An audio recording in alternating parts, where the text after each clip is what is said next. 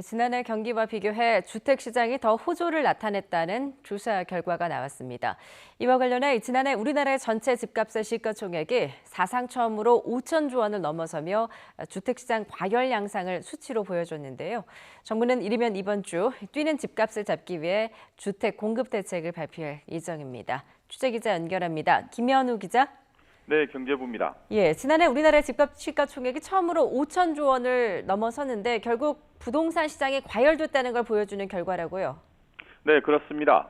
지난해 우리나라의 집값 시가총액이 1995년 관련 통계를 집계한 이후 처음으로 5천조 원을 넘었습니다. 한국은행이 집계한 결과인데요.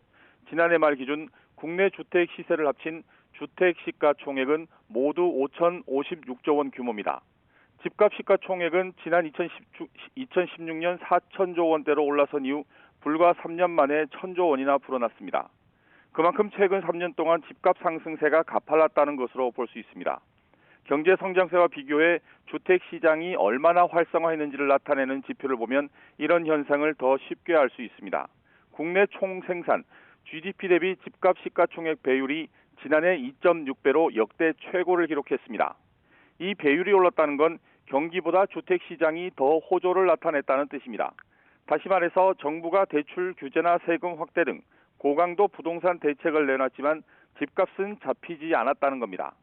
전문가들은 GDP 대비 집값 시가총액 배율이 급격하게 증가한 것은 수도권, 특히 강남을 중심으로 집값이 빠르게 상승해 주택시장이 양극화됐기 때문이라며 우려를 나타냈습니다.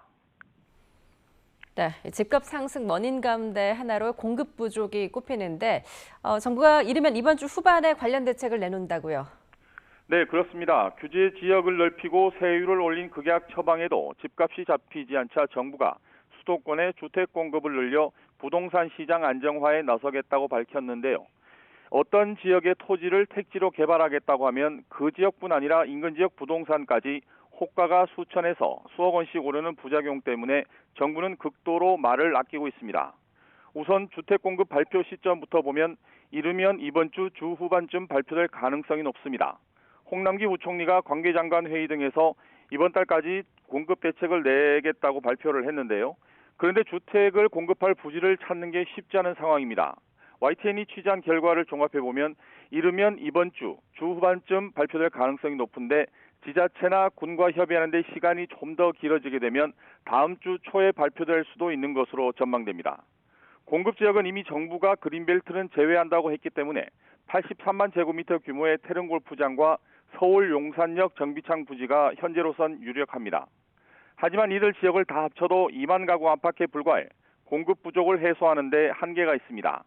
이 때문에 추가로 서울 대치동 무역 전시장 부지나 안양교도소와 의왕구치소 부지 등도 거론되고 있는데요. 이에 대해 정부는 정해진 것이 없다는 입장을 나타냈습니다. 지금까지 경제부에서 전해드렸습니다.